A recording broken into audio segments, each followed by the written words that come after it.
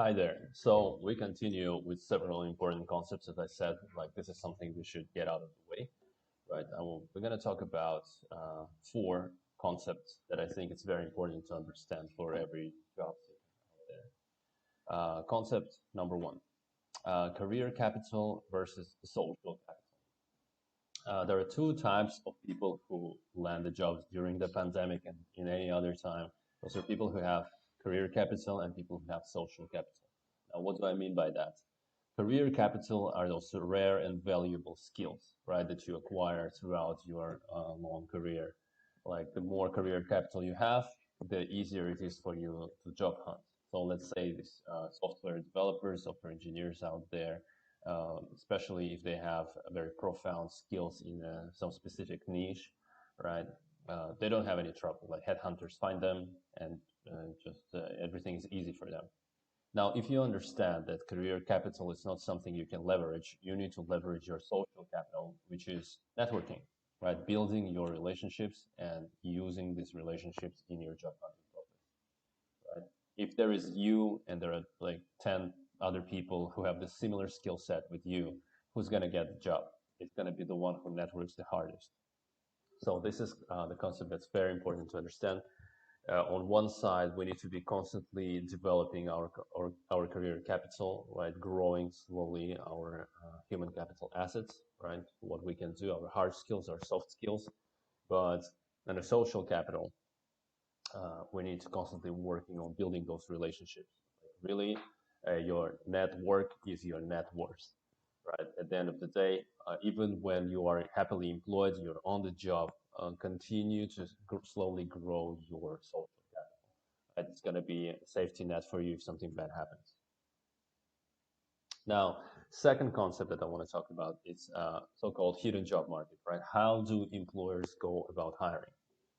So the first level always the supervisor hires someone he knows, like someone who they have in their immediate network. Uh, for them, it's maximum information in the decision, minimum risk. This is what they want. If they can't find anyone in their immediate network, they're going to go to the level two, their team. They're going to say, hey guys, you know the job, you know the culture of the company. Please try to find me someone. If they can't find someone, then they're going to go to level three, which is HR. Now, HR already have like some shortlisted candidates, right? They're not going to bring in and introduce new external candidates unless they've exhausted all their options. So they're going to go through this list first.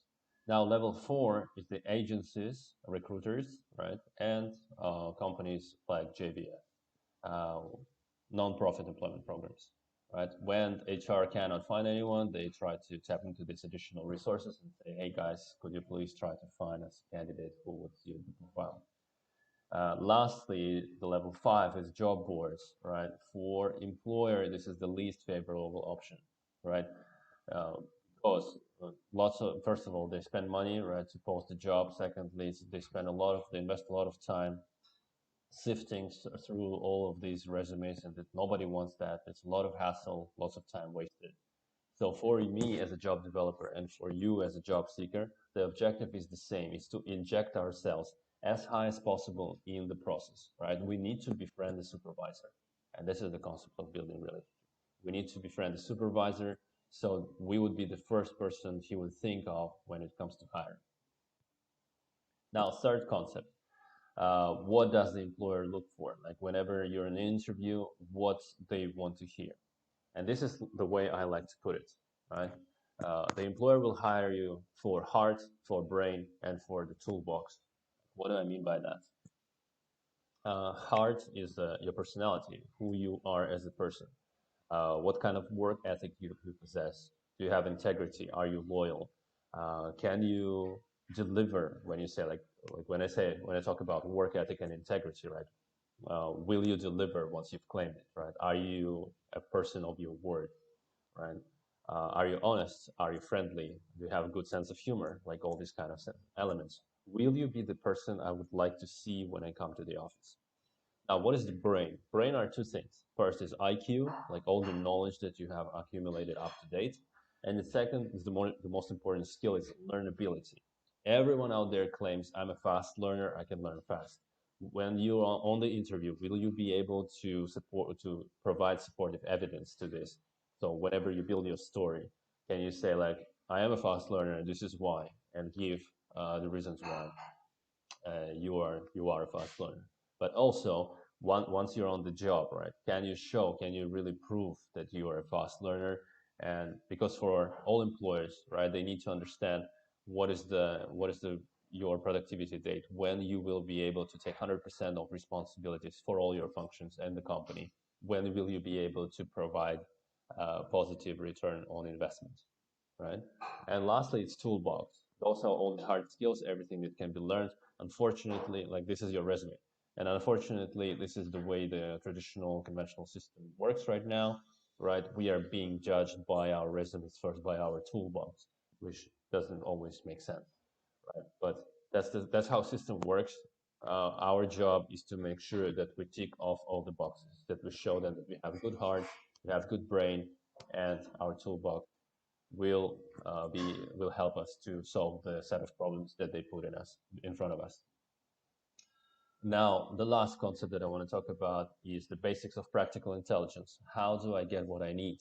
Whenever you work with, for example, in this case, with employment services, right? Um, how do I make people to do what I need them to do?